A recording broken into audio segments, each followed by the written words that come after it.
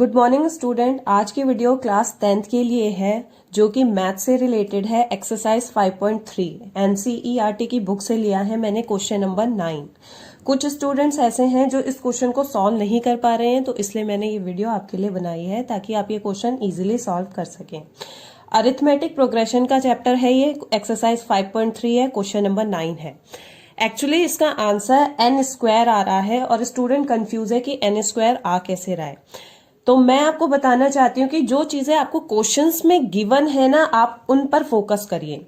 जैसे यहाँ पे लिखा है if the sum of first 7 term. अगर आप एक्सरसाइज 5.3 पर पहुंच गए हैं तो आपको पता होगा कि एक्सरसाइज 5.3 में एपी में जितनी भी टर्म्स होती हैं उनके सम के बारे में आपको फॉर्मूला गिवन है। ठीक है, तो यहाँ पे ये कह रहे हैं कि फर्स्ट 7 टर्म का सम आपको गिवन है 49। तो आप क्या करेंगे, जो चीजें आपको गिवन है आप वो लिखेंगे। एस को डिनोट किया जाता है सम के लिए। ठीक है, तो S7 आपको गिवन है, कितना गिवन है 49।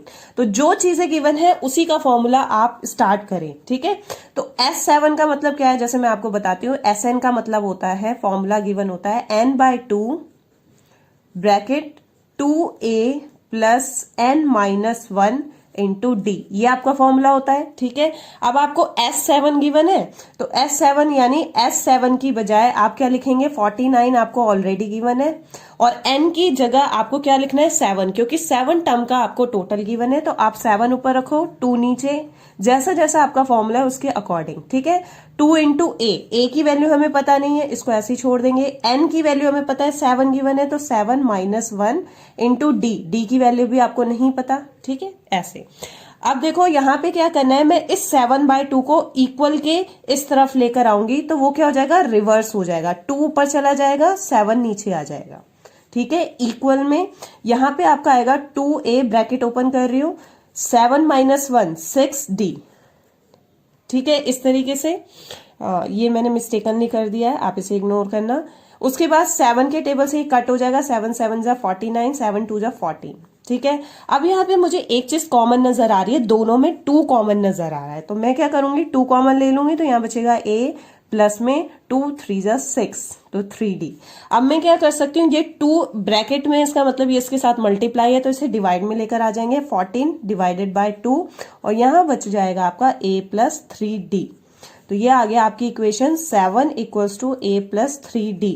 2-7 जा 14 होता है, तो यहाँ पे आ गया 7। अब आपके पास एक कंडीशन ये आती है कि ना तो आपको d पता है और ना ही आपको a पता है, तो हम क्या करेंगे, या तो मैं d को कैलकुलेट कर लूं या फिर मैं a को, क्योंकि दोनों की ही वैल्यू आपको पता नहीं है। ठीक है, तो आप क्या करेंगे, मैं यहां से ना a की वैल्यू निकाल लेती हूँ, क्योंकि a मुझे ज्यादा इजी लग रहा है, d के साथ 3 है। तो मैं क्या करती हूँ, 7-3d को यहां पर लाकर माइनस में शो करती हूँ। ये हो गई आपकी a की वैल्यू, तो ये हो गई आपकी फर्स्ट इक्वेशन। ठीक है, अब इसके बाद बात करते हैं आगे क्वेश्चन की। यहां तक तो आपका क्लियर है, 49 जो गिवन था उसका हमने यूज इस तरीके से किया।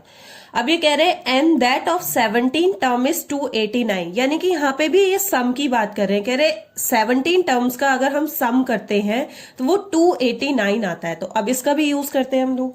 ठीक है, तो S17 आपको गिवन है कितना, 289। ठीक है, अब इसमें भी फॉर्मूला लगा देते हैं, तो आपका S17 की जगह आप लिखोगे 289 और यहाँ पे n/2 होता है, फॉर्मूला आपका यहाँ पर है n/2 होता है, तो 17/2 ब्रैकेट में 2a। अभी a की वैल्यू पुट नहीं कर रहे हैं, बाद में करेंगे एंड में जब ये सिंप्लीफाई हो जाएगा। 2a प्लस n-1, n-1 होता है आपका फॉर्मूला, तो n कितना गिवन है आपको 17, तो 17-1 इंटू d। ठीक है, अब ये ऐसे ही जैसे हमने पहले किया था, इसको हम इधर ले जाएंगे, तो इधर ले जाएंगे तो 2 ऊपर चला जाएगा और 17 नीचे आ जाएगा इस तरीके से। और यहां बचा 2a प्लस में 16d, 17-1 16d। आप 17 के टेबल से ही कट हो जाएगा 17 टाइम में, क्योंकि 17 इंटू 17 289 होता है। ठीक है, तो आपने से कट कर दिया तो 17 इंटू 2 34 आ गया और फिर से मुझे यहाँ पे कॉमन नजर आ रहा है 2, तो 2 कॉमन लिया तो यहाँ बचा a प्लस में 2 8 जा 16, तो 8d। ठीक है। फिर ये 2 यहाँ आएगा तो ये मल्टीप्लाई में इधर आके डिवाइड हो जाएगा, तो 34 डिवाइडेड बाय 2, यहाँ बचेगा a प्लस 8d। तो आपकी इक्वेशन बनती है 17 2 जा 34 a प्लस 8d। ठीक है, ये आपकी हो गई सेकेंड इक्वेशन। अब हम क्या करेंगे, जो फर्स्ट इक्वेशन में आपने a की वैल्यू फाइंड आउट की थी, उस a की वैल्यू को आप सेकेंड इक्वेशन में पुट कर देंगे। ठीक है, तो आप यहां लिखेंगे by putting the value of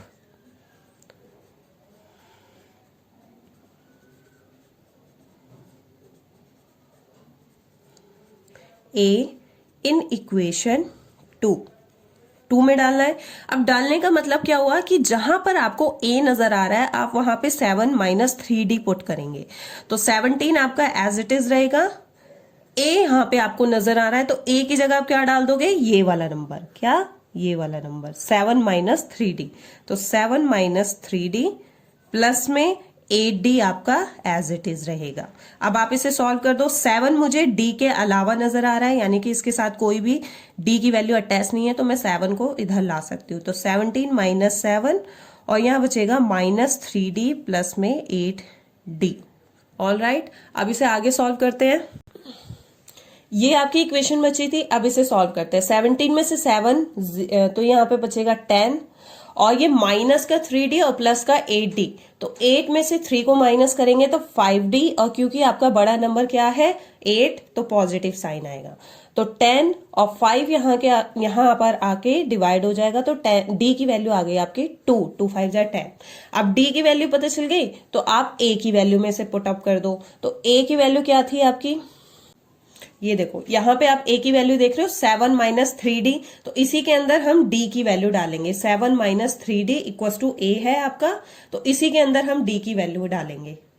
ठीक है, ये आपकी वैल्यू है 7 minus 3d equal to a, तो यहां पे हम क्या करेंगे, d की वैल्यू डाल देंगे 2, तो d की जगह आ गया आपका 2, तो a की वैल्यू हो गई आपकी 7 माइनस 6 इक्वल टू a, तो a की वैल्यू आ गई 1। अब आपको पता चला a की वैल्यू और आपको पता चल गई d की वैल्यू। आपसे पूछा गया है Sn, ये कह रहे हैं कि फर्स्ट n टर्म्स का आपको सम बताना है, n टर्म्स का आपको सम बताना है। ठीक है, तो यहाँ पे आप लगाएंगे Sn का फॉर्मूला। अब इन्होंने n टर्म्स का सम पूछा है आपको, यानी कि n की कितनी टर्म है ये नहीं बताया गया है, तो n की जगह आपको n ही रहने देना है। फॉर्मूला क्या होता है, n by 2a plus n minus 1 into d, ये हो गया। ठीक है, अब n टर्म्स के लिए पूछा गया तो मैंने आपको बताया n को एज इट इज रहने देना है। 2a, a की जगह आपका क्या आएगा 1, यहाँ पे आपने फाइंड आउट किया था 1, तो 1 रखेंगे, प्लस में n की जगह n ही रहेगा और d की जगह आपको क्या आ जाएगा 2। अब इसको आप सॉल्व कर दो, n बाय 2